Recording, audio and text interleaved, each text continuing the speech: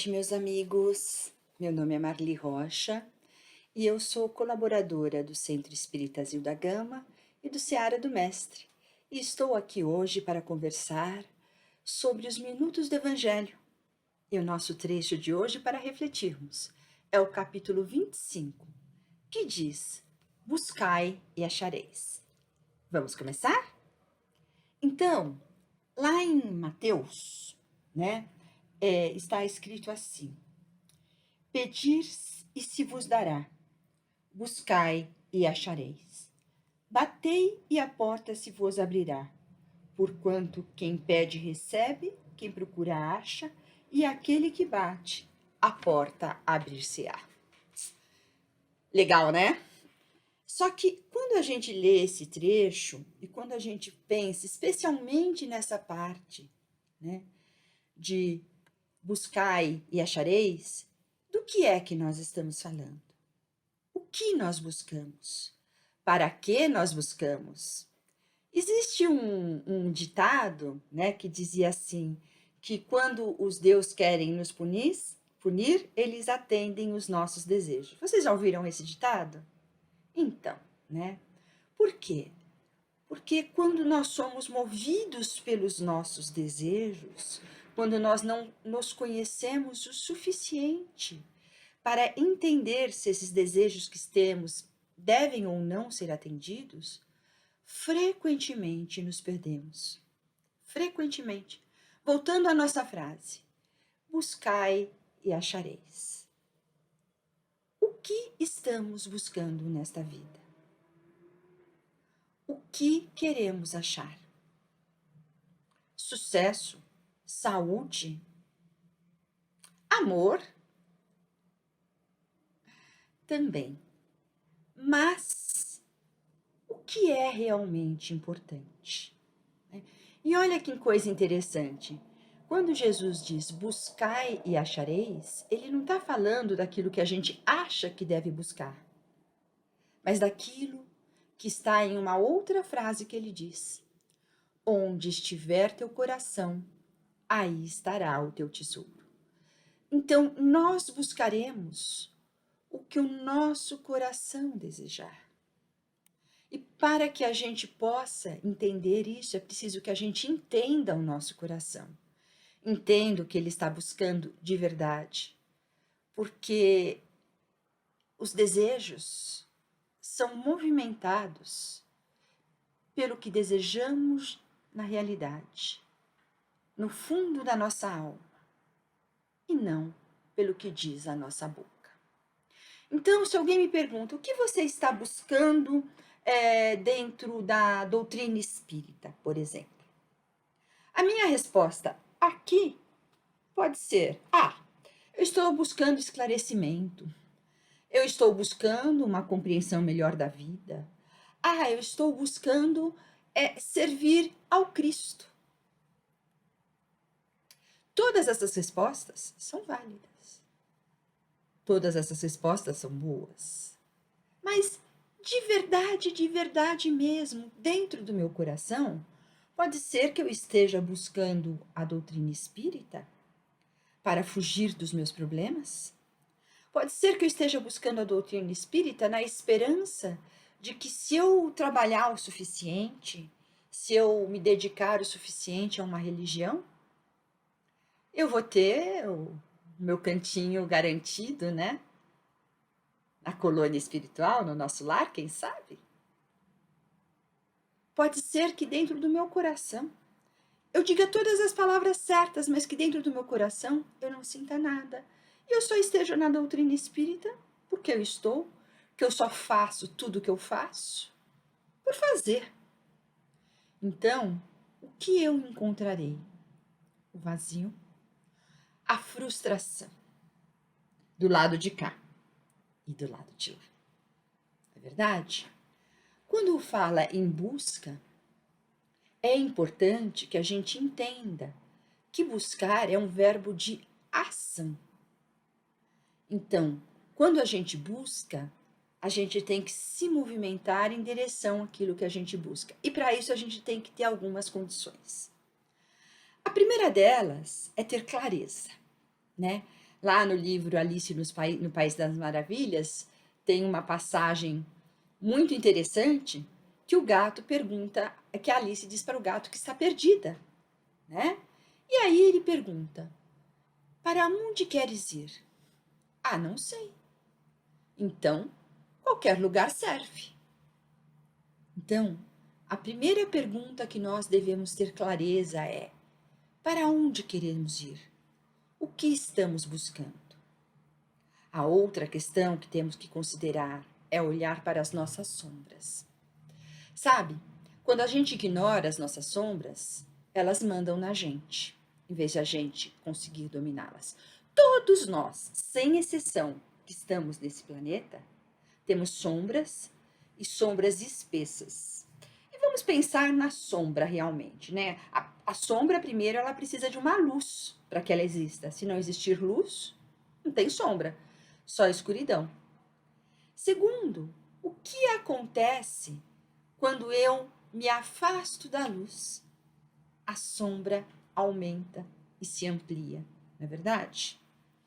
Então, o primeiro passo é a gente olhar para a nossa sombra e reconhecer que ela existe. Olhar para dentro de nós e reconhecer que muitas vezes o que a gente gostaria de buscar é uma coisa, o que a gente deseja é outra.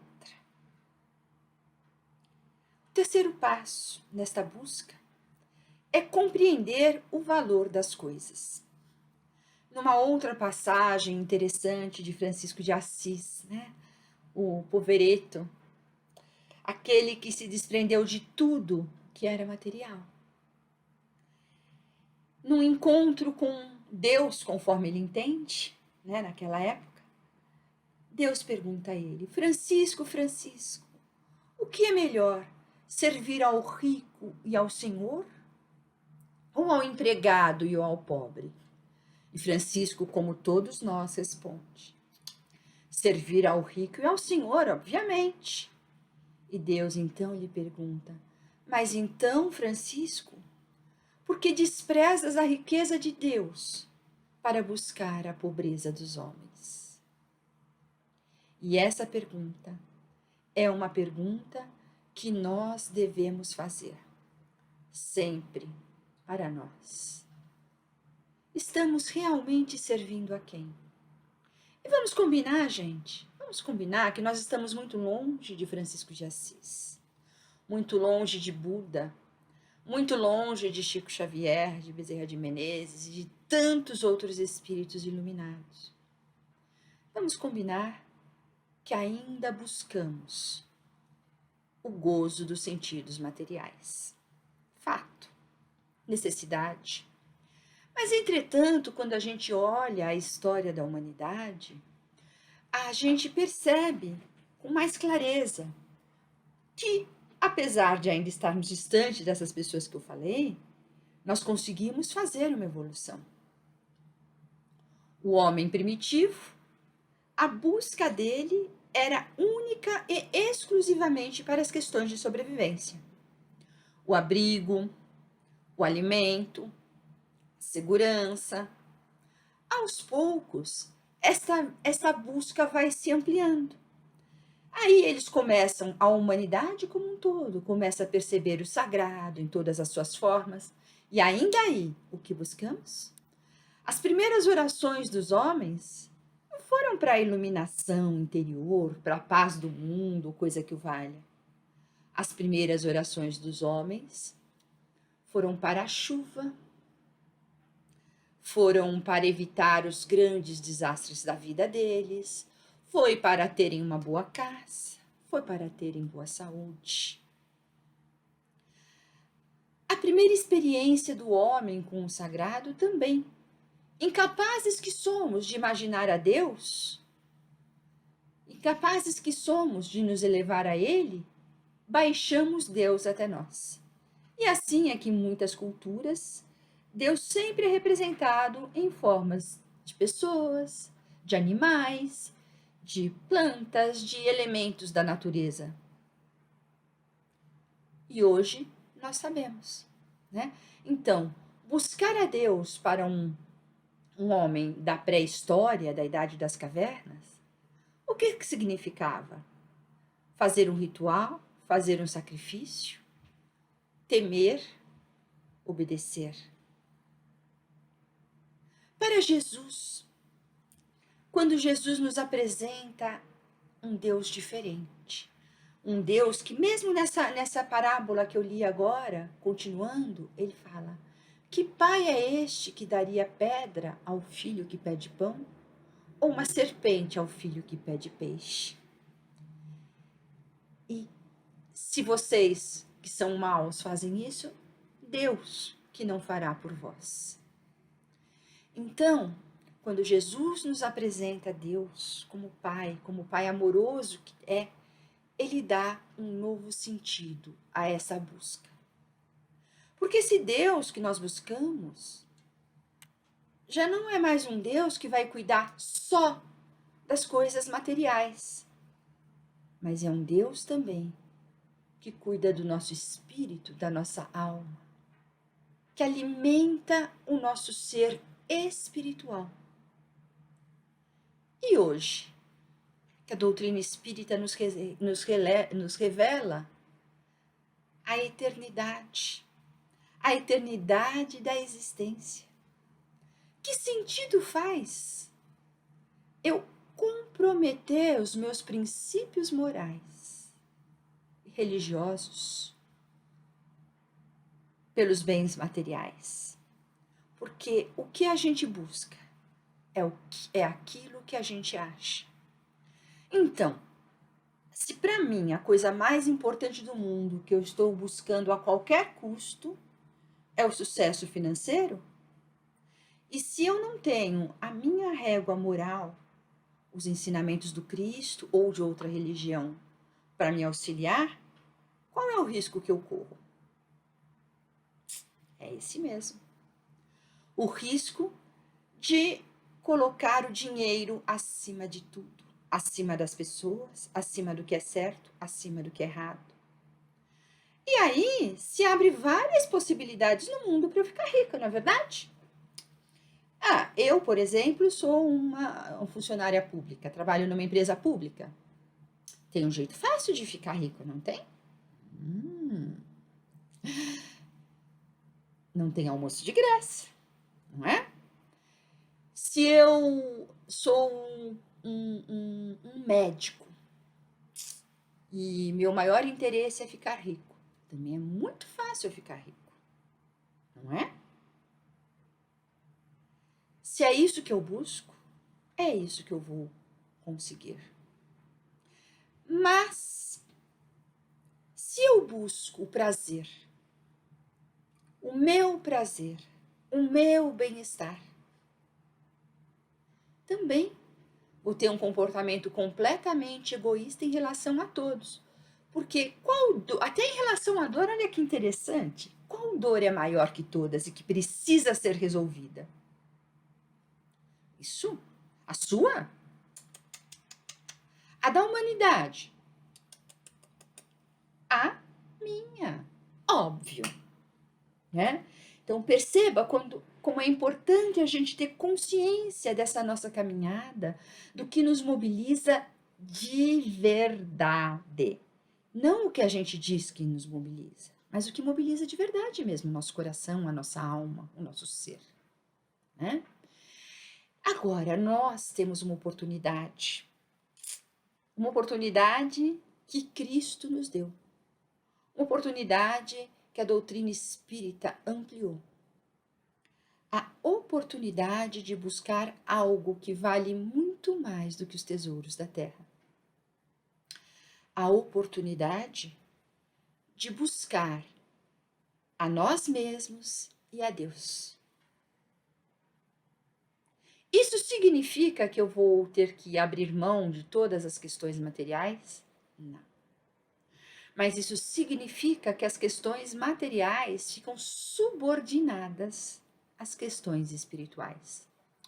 Afinal de contas, se somos espíritas, o mínimo que nós acreditamos é na imortalidade da alma, é ou não é?